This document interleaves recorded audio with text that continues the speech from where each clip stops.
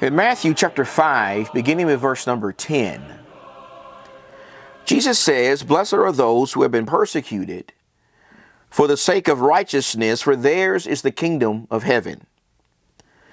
Blessed are you when people insult you and persecute you and falsely say all kinds of evil against you because of me. Rejoice and be glad, for your reward in heaven is great, for in the same way they persecuted the prophets who were before you." What are those verses talking about? Well, in those verses, we find the conclusion to the Beatitudes section of Jesus' famous Sermon on the Mount. In fact, what we find in those verses may be the most shocking of all the things Jesus has said up to this point in the sermon. They are shocking because they seem to deviate from everything he's been talking about so far. Instead of talking about the kind of character, the kind of hearts we need to have as disciples, Jesus in these verses talks about how the world is going to respond to that.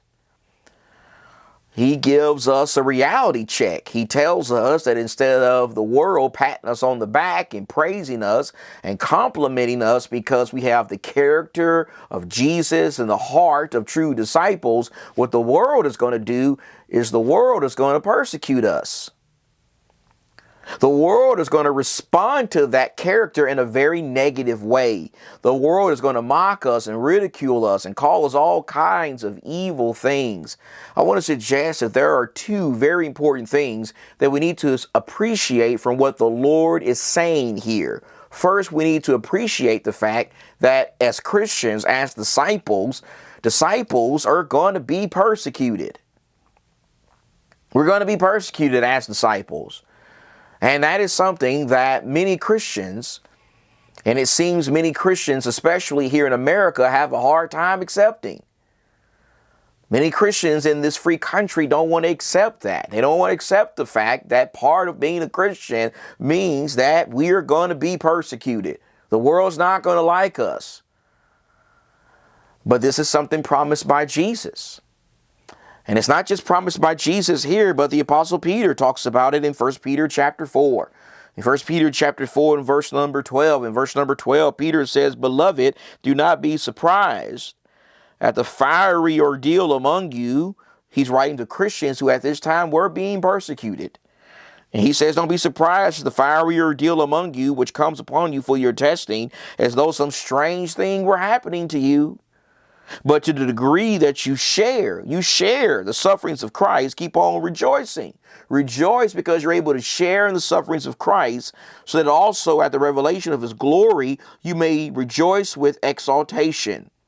If you are reviled for the name of Christ, you are blessed, because the Spirit of glory and of God rests on you. Make sure that none of you suffers as a murderer or a thief or an evildoer or a troublesome meddler. But if anyone suffers as a Christian, he is not to be ashamed, but is to glorify God in this name. Notice how Peter says here that when it comes to suffering as a Christian, when it comes to being mocked and ridiculed and experiencing persecution, the Christian should not be shocked by that. He should not be surprised by that. He should not be surprised if people laugh and mock and ridicule him because of his faith.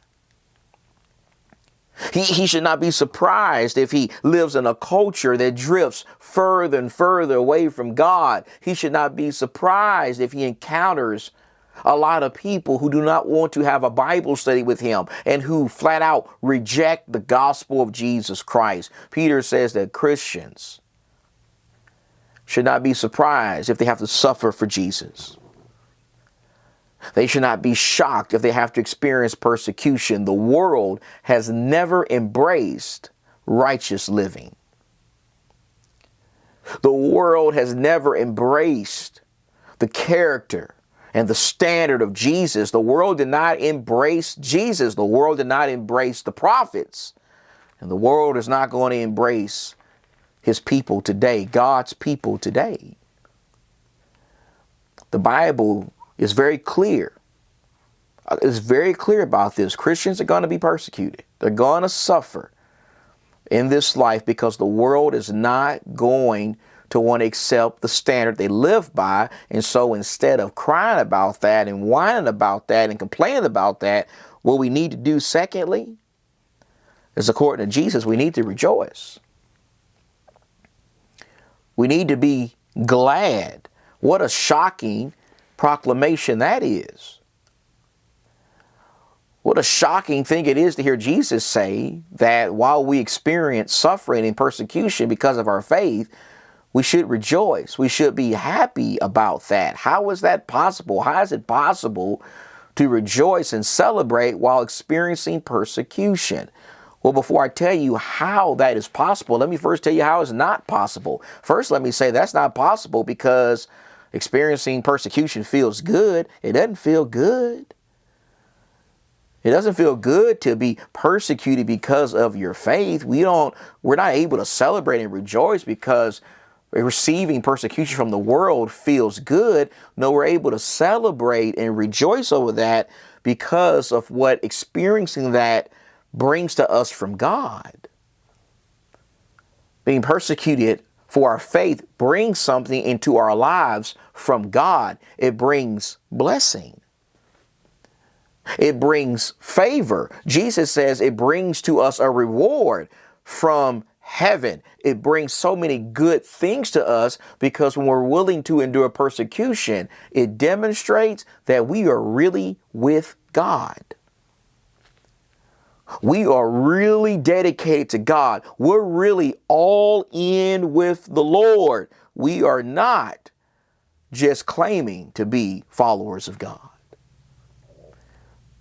You see, when we're willing to suffer and endure persecution for the cause of God, we send a message to the world that we're not going to compromise.